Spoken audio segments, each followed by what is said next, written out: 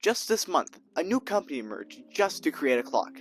And dare I say, this might be the new best clock. Now, for this review, I will be reviewing it on three main factors: the price, the look, and the turning feel. For most of this, I'm going to be comparing it to the yall clock. The reason being because it is currently the most used clock, and in my opinion, the best. Now, for prices, they come out at around the same price, which is fairly expensive for a clock, but I feel like still swallowable. $46.75 for Estar, and $45.37 for yall. Very close. For this test, to test out turning feel, I did 3 solves. One with a bad scramble, one with an average scramble, and one with a good scramble. Now, I used the same scramble for both puzzles to make it consistent, but I waited a couple of hours between each solve, so that then I didn't remember the memorization or how I solved it. Now, for the first average solve, yall got a 4.55, the Estar clock got a 4.79. For the second solve, which was the bad solve, the yall got a 5.54, and the Estar got a 4.94. For the final solve, the yall got a 4.21, and the Estar got a 5.98. This kind of illustrates the reason why I'm not using this as my only review thing, because clock is not that consistent with how good the scrambles are compared to how you solve. But still, it's a neat way to look at it, and it also makes a good way to judge how the clock generally feels. Now, I'm going to go to the bad stuff. If you look at the video that I just played, you can see, although I tried to do it with an unset up clock, there's still tape on it. Why is that?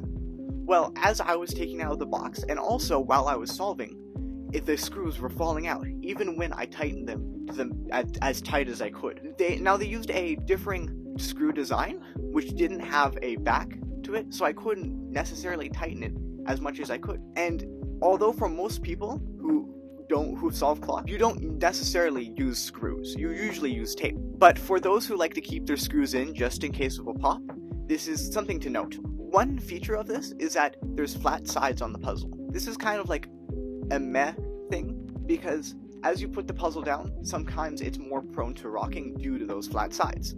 This is more of a personal opinion, so I probably should have put this in the mid stuff, but it's whatever. And finally, it's pretty expensive for a clock. Now, it's not like a terrible price, but just something to note. Now, for the middle stuff. The stuff that didn't necessarily hurt the clock's performance, but also didn't benefit from it. Number one, it was kind of loud. As clocks go, especially when unset up, it's quite a loud clock. Number two, the 12 o'clock position is kind of hard to see. This is due to the metallic 12 o'clocks and the metallic other clocks. But this can be fixed with the 12 o'clock mod, as seen here, where we have that's probably better, where we have the top pins a different color from the bottom pins. And finally, why is every clock company now doing black and white? Like, we used to have funky designs, but now everyone's doing black and white.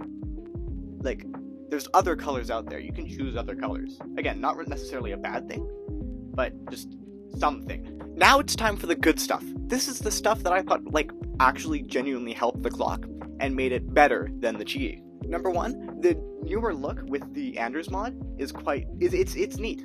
We haven't gotten a clock that has an inbuilt Anders mod yet, and I kind of like it. As well as metallic 12 o'clock bits, it does make it a little bit harder to tell, but not by very much. Also, it has a very fast and confident turning feel right out of the box.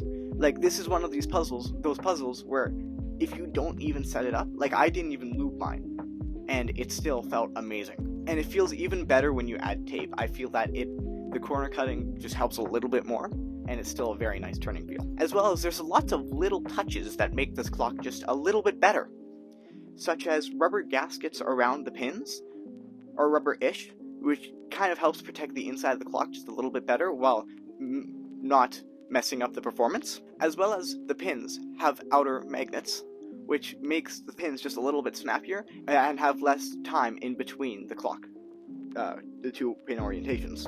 As well as one thing that I was very surprised, I was trying to do the 12 o'clock mod, and I was wondering, why can't I do this? The pins on the outer pins, the magnets on the outer pins would have made it impossible, and so that was going to be a demerit on its end. but I felt it out a little bit, and I figured out that the pins have the same polarity for each magnet. So you can just flip it around, which makes it a lot easier to reverse Anders mod it, and also Anders mod the regular ones. As well as the 6 and 5 tick turns are pretty easy on it. It feels about the same as a 4 and a 3 tick turn, which is amazing, especially for D moves. And finally, probably one of the best things about this clock is that it has adjustable magnets. That is a huge win for this clock, especially for someone like me who likes a very strong magnet in their clocks.